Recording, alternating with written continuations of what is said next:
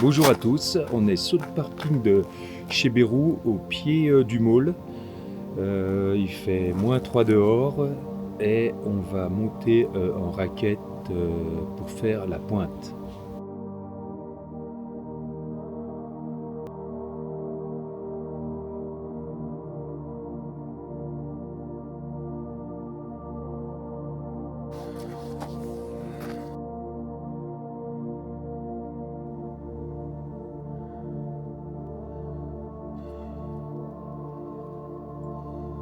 Saviez-vous, en 1775, c'est à partir du môle que l'anglais George Shuckburgh a évalué la hauteur du Mont Blanc à 4804 mètres. Une révolution pour l'époque, d'une précision incroyable.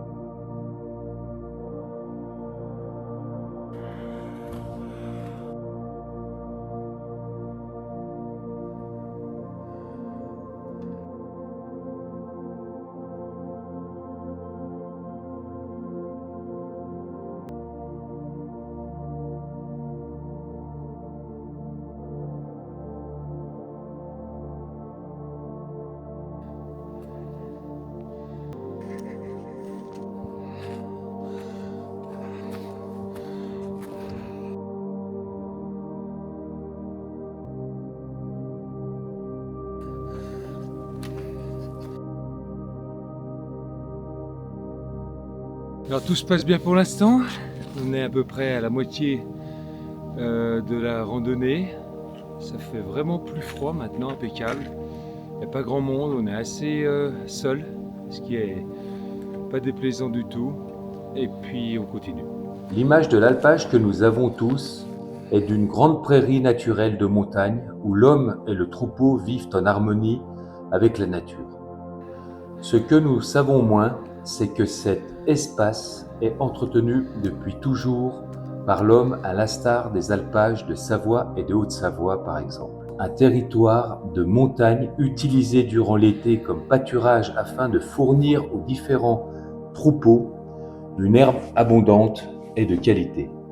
En Haute-Savoie, la plupart des alpages se situent entre 1200 et 2500 mètres d'altitude et les troupeaux s'y installeront généralement de fin mai jusqu'à début octobre.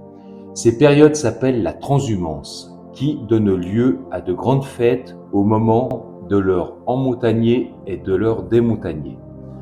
Pour les agriculteurs de montagne, l'alpage représente une indispensable ressource de nourriture pour les troupeaux durant l'été. Tandis que les bêtes paissent en altitude, les prés du bas sont fauchés et l'herbe ira de fourrage pendant l'hiver. Les alpages sont principalement laitiers. Le lait collecté durant la traite est soit redescendu dans la vallée pour être distribué dans les coopératives, soit transformé directement en place en fromage, dont certains sous l'appellation d'origine protégée, comme le reblochon, le beaufort, la tome des Bouges et l'abondance. L'alpage restera toujours un lieu de mélange entre l'homme, les animaux et la montagne, et ce sentiment de partage est indéfectible.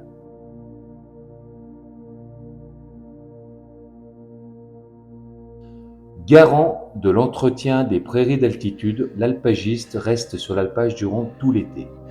Son chalet, emblématique du paysage des montagnes, comprend son logement et la salle de traite. Cet habitat isolé est parfois difficilement accessible à pousser les acteurs du pastoralisme à œuvrer pour l'autonomie énergétique.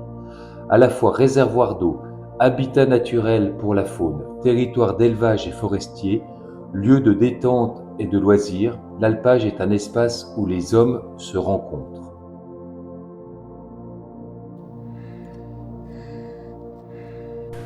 La plupart des montagnes suisses appartiennent à des riches propriétaires qui les louent à des entrepreneurs. Ceux-ci peuvent avoir jusqu'à 200 vaches. Le môle, au contraire, appartient à des paroisses. Donc chaque communier a le droit de faire paître ses vaches dans la montagne et établir un chalet. On ne voit donc point sur le môle de grandes entreprises, mais un nombre de petits chalets et de beaux troupeaux. Cette phrase a été citée par Horace Bénédict de Saussure, qui était un physicien, géologue et naturaliste genevois.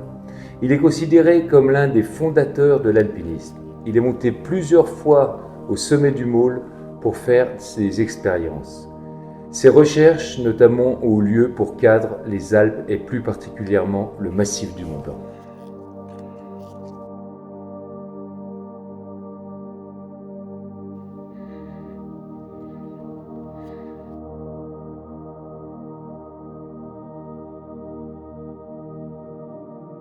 Descendre tranquillement et puis juste avant on va aller voir le thé sur l'autre petite pointe en face. On les voit souvent au loin, à l'horizon d'une ascension, dont elles sont souvent le terminus. Pour certaines occasions, une petite prière, ou pour d'autres, une aire de pique-nique. La montagne reste le lieu sacré de la chrétienté qui a marqué de son empreinte les cimes et nos massifs à travers les âges par les croix. Ces marques du passé sont le résultat d'un consensus entre les générations. Ils délimitent les domaines, jalonnent les itinéraires, indiquent les places du haut de leur promontoire. Cependant, la croix au sommet du Maule a reçu la foudre en 2024 et a été détruite, mais remplacée très rapidement dès l'été suivant.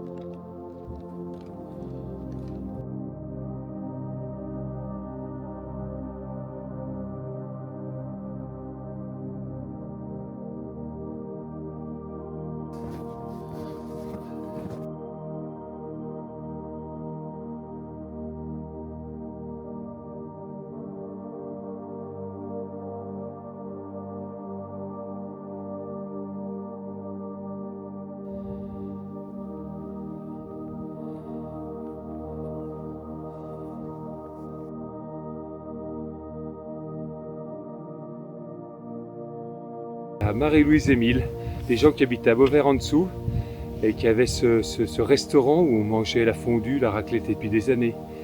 Et puis quand Mille est décédé, ils ont arrêté et Marie-Louise est toujours en vie, elle habite justement à Beauvert en dessous. Là-bas.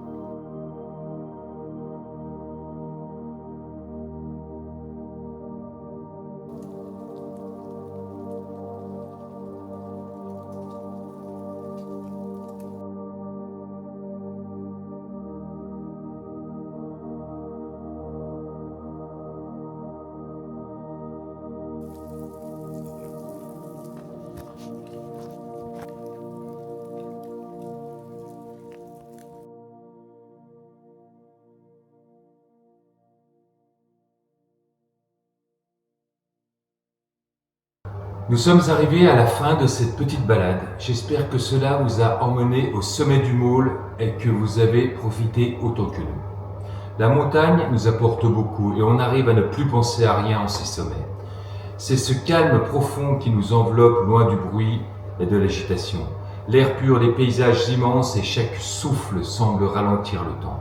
Tout invite à la paix, un véritable refuge pour l'esprit. Et n'oubliez pas que si vous respectez la montagne, elle ne vous fera jamais de mal. À bientôt!